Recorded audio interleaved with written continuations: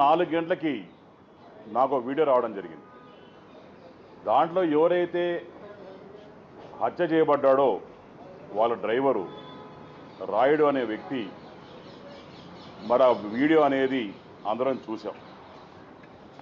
నేను మిమ్మల్ని అందరూ కూడా 2 విషయాలు అడగదలుచుకున్నా.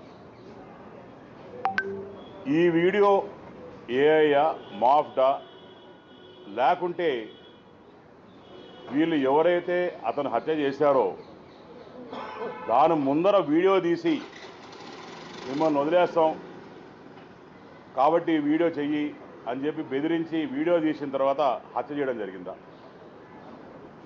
పోనీ ఆ రాయుడు అనేటోడు బతుకుంటే అన్నా అతన్ని పిలుచుకొచ్చి కూర్చొని మాట్లాడి ప్రజల సమక్షంలోనే ఇది తేల్చుకునేటోళ్ళం. కానీ ఇక్కడ విడ్డూరం ఏమైందంటే ఈ హత్య జరిగి దగ్గర 2 నెలలు కావస్తూ ఉంది. వీరు జైలు కూడా పోవడం జరిగింది. వీళ్ళు బెయిల్ ఇచ్చిన తర్వాత ఇప్పుడు ఈ వీడియో అనేది రిలీజ్ చేయడం దాంట్లో వీళ్ళ అంతరాయం క్లియర్గా అర్థమైపోతాం. ఒక సింపతి తెచ్చుకోదానికో లేకుంటే కష్టపడి గెలిచి ఈరోజు మంచి పేరు తెచ్చుకొని శ్రీకాళహస్తిని అభివృద్ధి చేస్తున్న నా మీద బుడద జల్లదానికో చేస్తున్నారని చెప్పి ఒక క్లియర్ కట్ సంగతి తప్ప దీంట్లో వాళ్ళ డ్రైవర్తో నాకు డిపాజిట్లు కూడా గెలవని వాళ్ళతో ఆ రోజు మాకు వాస్తవాన్ని ఈ రోజు వరకు కూడా నేను ఆవిడతో ఎన్నో ప్రాబ్లమ్స్ ఫేస్ చేశాను ఎలక్షన్స్ ముందర కూడా.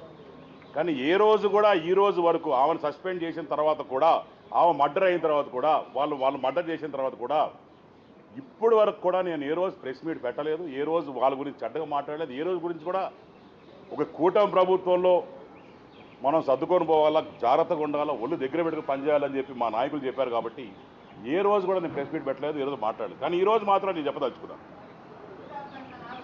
ఆ రోజు అసలు ఆవిడ మా కోసం పనిచేసింది ఆ కూటమి ప్రభుత్వంలో. ఏ రోజు కూడా వచ్చి మా కోసం పనిచేయలే.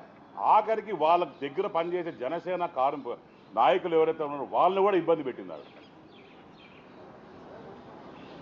మేము వెళ్ళి ఇంటికి వెళ్ళి మా తల్లి కావచ్చు మా భార్య కావచ్చు ఇంటికి వెళ్ళి ఓటు అడిగేదానికి పోతే ఓటు అడిగి పని చేయమని చెప్పేదానికి పోతే కనీసం ఇంట్లో కూడా రానిలే. ఏ రోజు కూడా చెప్పలేదు బాధ మీద. మా అమ్మగారు వాళ్ళ నాన్నగారు 40 సంవత్సరాలు మినిస్టర్కి పనిచేశారు, 40 సంవత్సరాలు ఎమ్మెల్యేకి పనిచేశారు, 20 సంవత్సరాలు మంత్రిగా పనిచేశారు. మా నాన్నగారు మంత్రిగా పనిచేశారు. తర్వాత మేము వచ్చాం 3rd జనరేషన్. ఇంత చరిత్ర ఉండి మా అమ్మను కూడా పోతే లోపల కూడా గేట్ లోపల రానికుండా చేసిన ఆ రోజు ఈరోజు ఇంకా బాధాకరమైన విషయం. నేను ఒకటే చెప్పదలుచుకున్నాను, ఇలాంటి చెత్త రాజకీయాలు చేస్తే మాత్రం డెఫినెట్గా ఎవరిని వదిలే పరిస్థితి ఉండదు. డెఫినెట్గా దీని మీద ఒక స్ట్రిక్ట్ ఎంక్వైరీ చేయాలి. ఈరోజు నా పేరు చెప్పారు, రేపు ఇంకో నాయకుల పేరు చెప్తారు.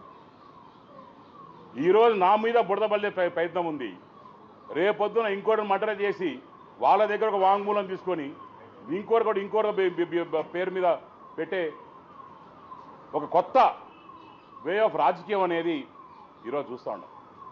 నేను కూడా చిన్నప్పటి నుంచి రాజకీయంలో ఉన్నాం. దాని తర్వాత నాన్నగారితో ఎన్నో చూశాను. కానీ ఇలాంటి చిల్లర రాజకీయాలు ఎప్పుడు కూడా జీవితంలో కానీ విని ఎరిగినట్టు ఎక్కడా లేదు. బాధేస్తుంది ఇవన్నీ చూస్తుంటే.